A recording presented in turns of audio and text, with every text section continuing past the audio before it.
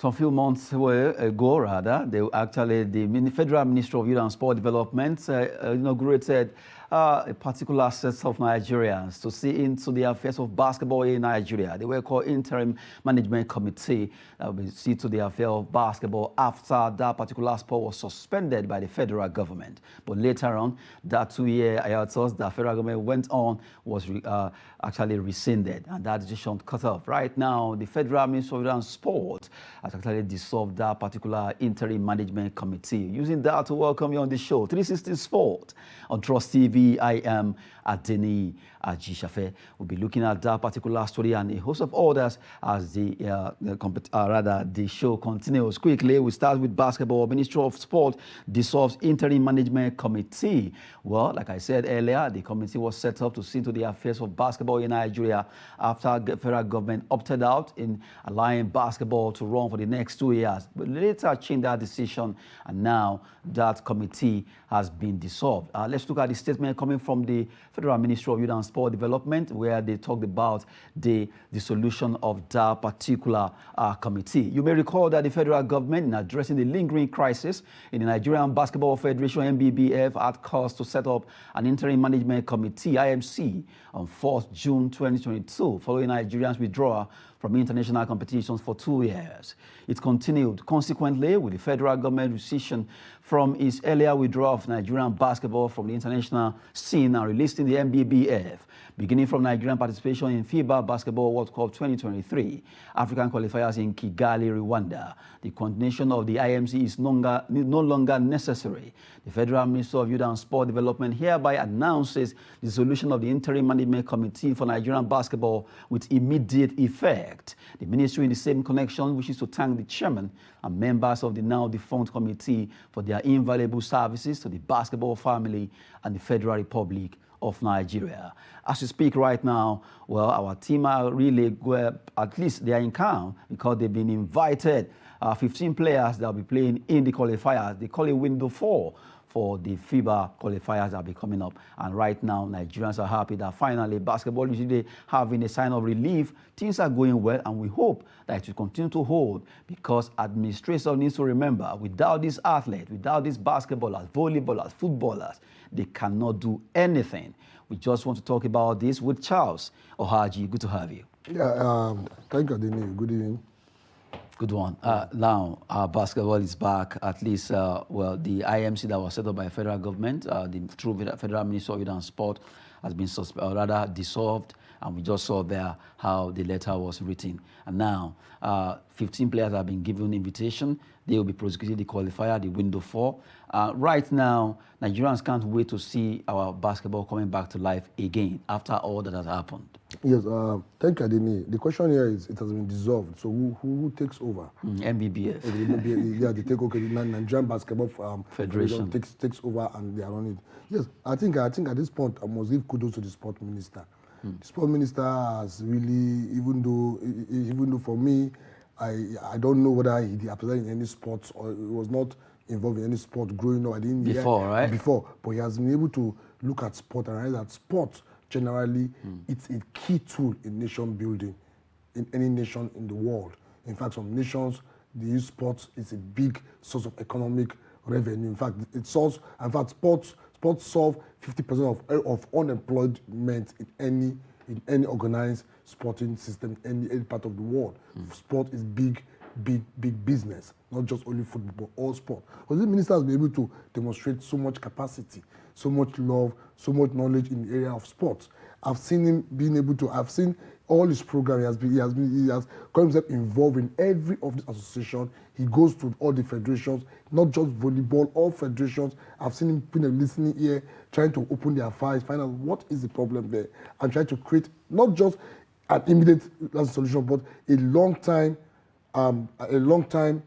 structure or solution to their problem. Just what we saw him did for the Athletic Federation. He was one that adopt an athlete initiative. He came by him that each governor adopt an athlete. This was years ago. Just recently, we are seeing the result. And also adopts an infrastructure. Look at the stadium. You look at the stadium now. So he's bringing these things into it, bringing everybody, government into that. That's a good one for him. Now, coming to basketball, you know, when basketball was banned for 2 years, at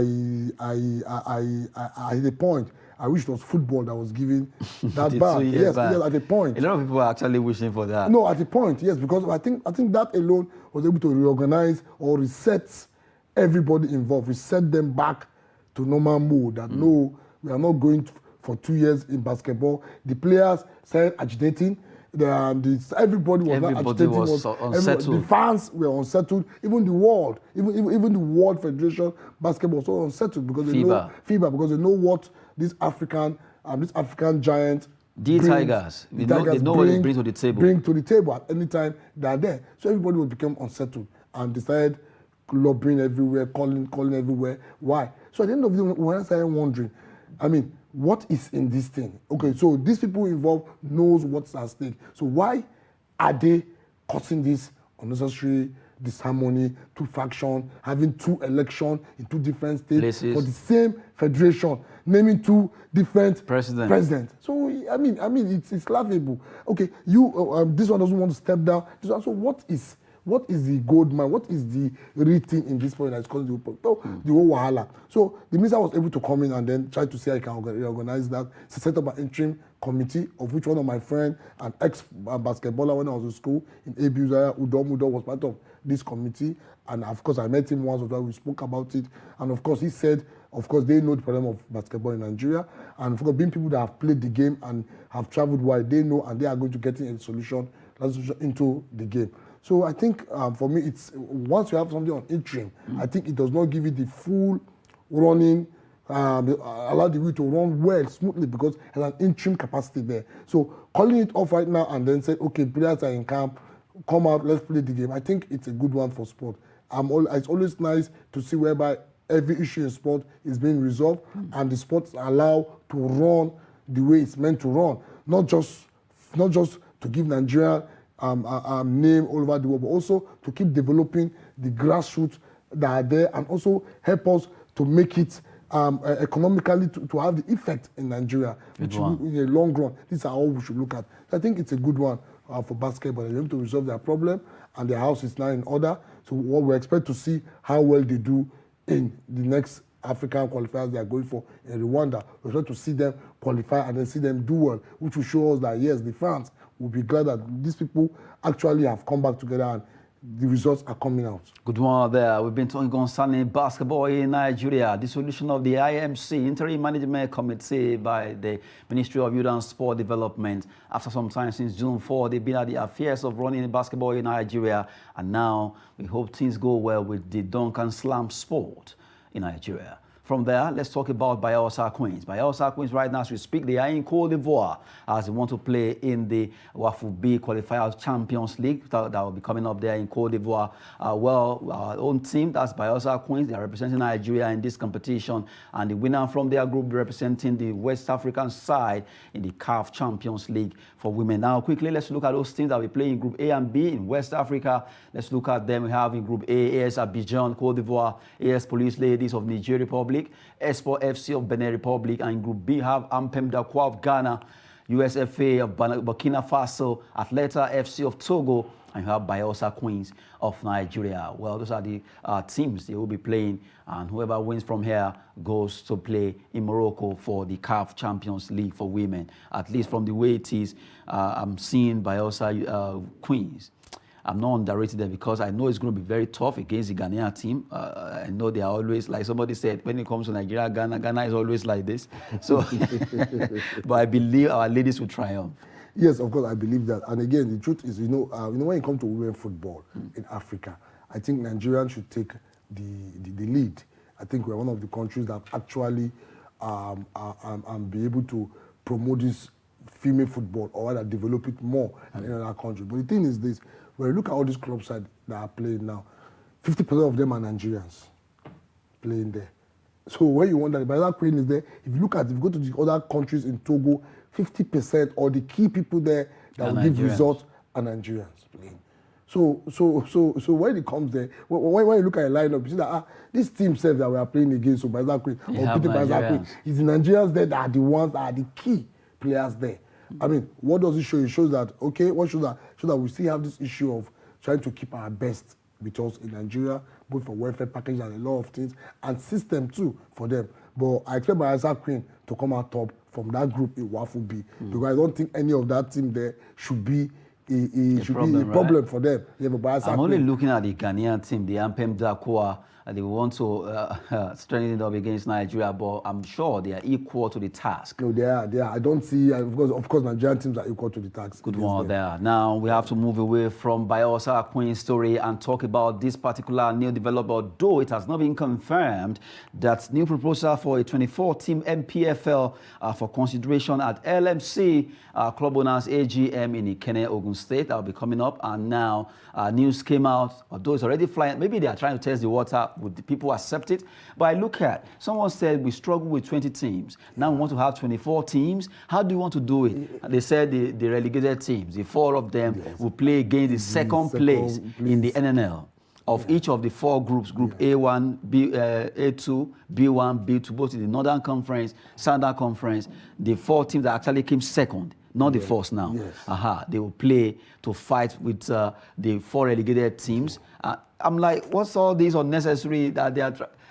What are we always experimenting? Well, they said they'll be grouped into 2, 12, 12, to make it easier. So they'll be 12 in one group, 12 in the other group. They play themselves, and then I'm just like, what's all this? 2014.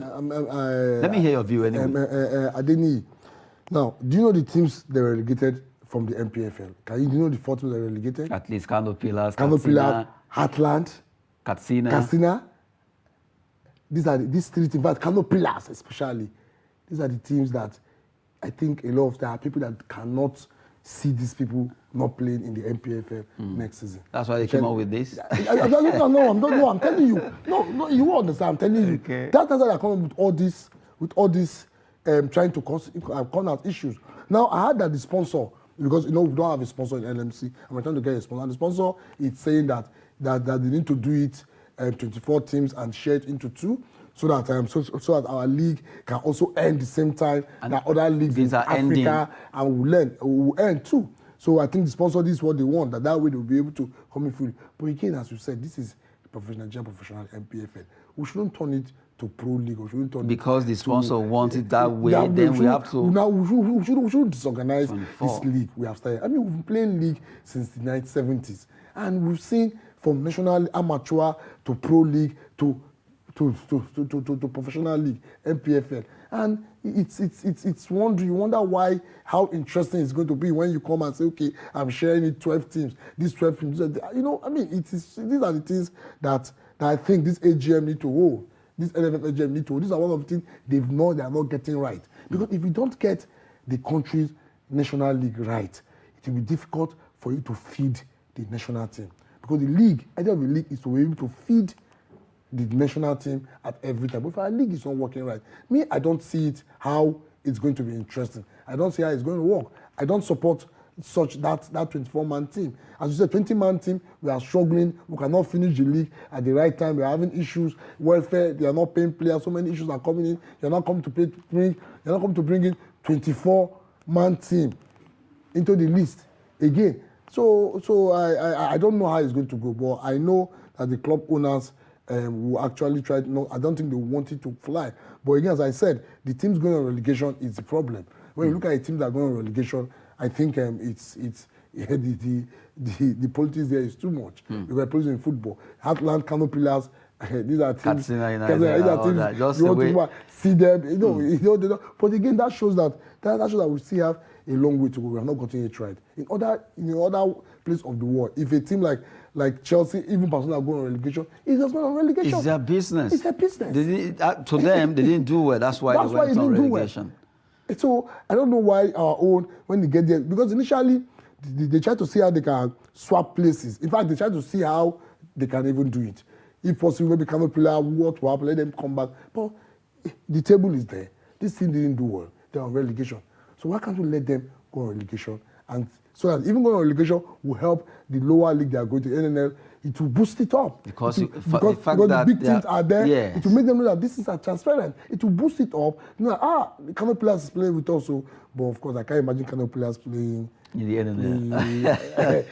That is the problem. Oh my goodness. But it needs to be like that. So every team that is playing Premiership will know that Premiership have a standard. I mean, if you cannot meet up that standard, you're out. No matter how big you are. No matter how. Okay, let's assume a team, one of the big teams relegate in England or Spain or Germany. They won't come up with any format of any unnecessary formats and all that, because even the 20 teams that we have not been able to run it well. We're having 24, then trying to make it look like it's going to be simple. Split them into 12, like you're they playing run secondary school football. Yes, then after the 12, they play themselves. Maybe they will now say the two winner the top two will come and play. Then we now see the winner of the league. Come on. When we are not in secondary school football, or we are playing all these unnecessary format. Well, from the way it is, I think they are just trying to test the water. Will it be accepted? So let's throw it out. Let's see people's reaction. If people actually react, at times Nigeria can be very funny. A lot of things will just go. People will just try to see if people will accept it. Let's open it up. And if we see any outcry, public outcry, we'll back out. But if they don't, because that's why you notice that it's a proposal. You cannot make it like a proposal. Let's see how people will accept this. If it's well accepted, then we go on with it. But if not, we revert. Adini, let me tell you all the biggest problem we have in Nigeria. You see, it's sad that only less than 40 people or 50 people determine the fate of all these things. 250 million Nigerians. Yeah, just like the NFF Congress. You just pick one from 36 states, two people from 36 states. These are the people from each FA chairman and secretary. Then from football coaching, players union, referee union, the executive members. These are people that determine the fate of football. But Faragom actually told them to expand it. Of course, yes, he told them to expand it. And then that's why this AGM is being called. We're going to say, to expand. So we'll have more number of people to decide what happens in Nigerian football. So the same thing once with the league management board, LMC. I mean, it's been left at the hands of club owners and people. So that the ones that come, if they just sit down and maybe you're my friend, I can come and say, no, my team pillar no go. Yeah, you know, go relegation. What do you think? Because they go into voting. Few people now come, they vote for something, and it's been adopted. I mean, so these are the things I think need to change. We need to let it open. Let the fans decide. Let we the fans come out and say, no, let's have a say in how our football is being run. Good one there. We've been talking concerning the proposed 24 teams for the MPFL next season. Well, it's still a proposition. They are yet to at least attend the AGM that will be coming up in Ikenne, Ogun State, where it's possible, if it is adopted, maybe that will be rolling into our football. 12 teams aside in two groups, where we have 4 teams from the relegated team from the MPFL playing against the second team in the 4 groups of the Nigerian National League coming together to play. And if those, whoever, the 4 that qualify from there, will join the 20 teams from the MPFL, and from there, they play 12 aside. I don't know if I want to call it 12 aside football.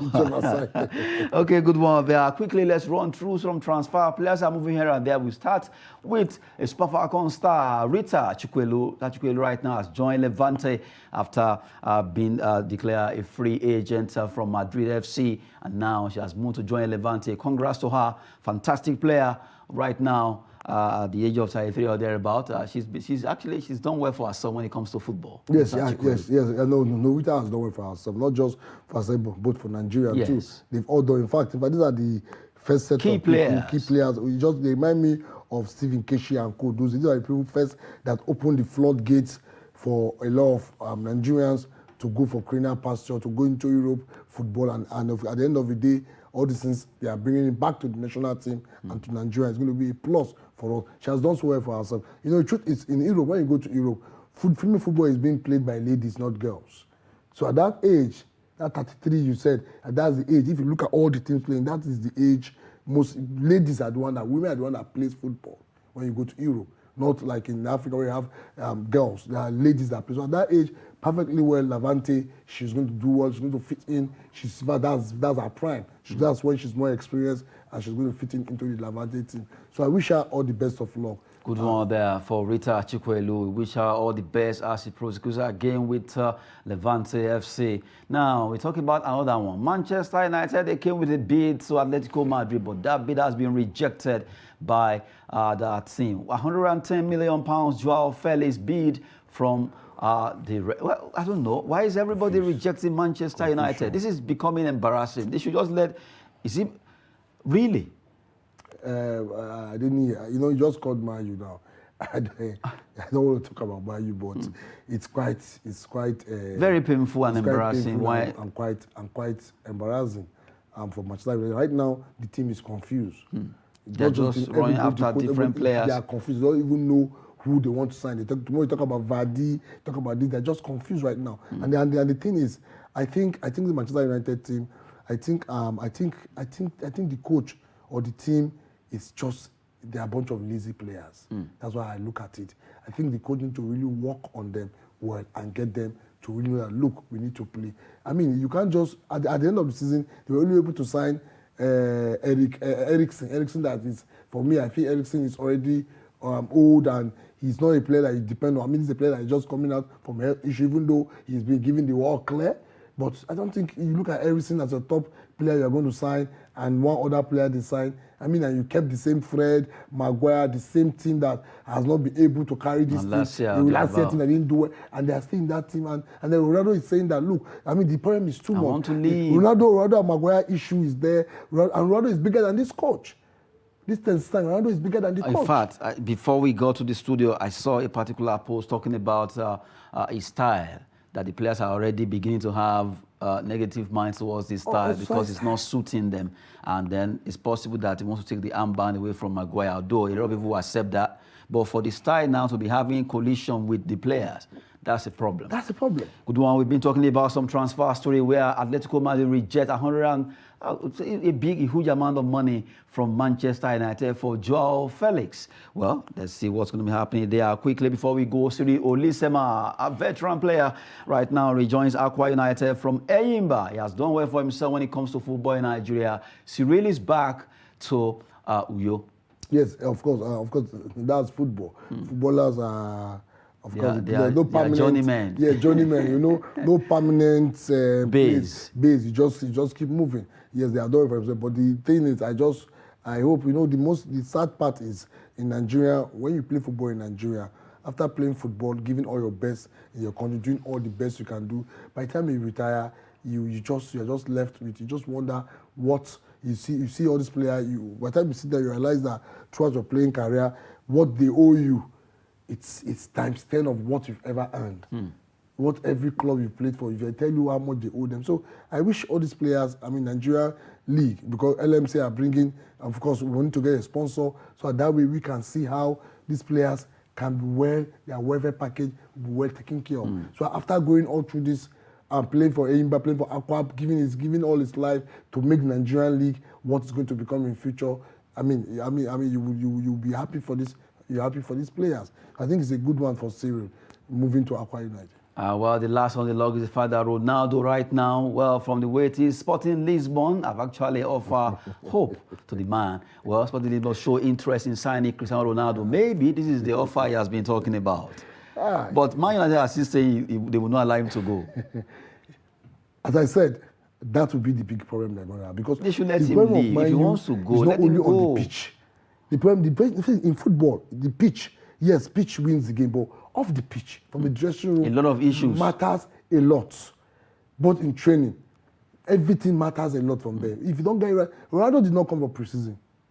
Yes, I remember. He refused to come. He only came for one match and played, and you came for the first match, you kept him on the bench. Second, he came in, he couldn't score a goal. Manchester United have not been able to score one goal since the beginning of the season. 2 games, they've not scored a goal. The goal they scored was an own goal, scored by a player, but none of the players of Man U, none of them. That's a direct goal scoring. Scored a goal this season. It won't even be Cristiano Ronaldo himself. So, the player shows he's not happy in this team. He doesn't want to stay. And if I know who Ronaldo is, if he's not happy in a team, that team it affects everybody in that team. Magic you know Ronaldo, but you know who he is. We saw what happened in Madrid. But Madrid, they had to wake up one day and walk away. And Madrid left him. He said, no, you can go. He didn't talk about him. Quietly, just go. They left him. Good one. Well, Ronaldo, we just, let's see what's going to happen concerning that particular man and the entire squad of Manchester United. Still a lot of story unfolding there. That will be it on 360 Sports on Trust TV. Charles Ohaji, thank you very much for coming on the show. Yes, thank you, Adini. I am Adeni Aji Shafe. Sport is always business and fitness. Thanks for watching.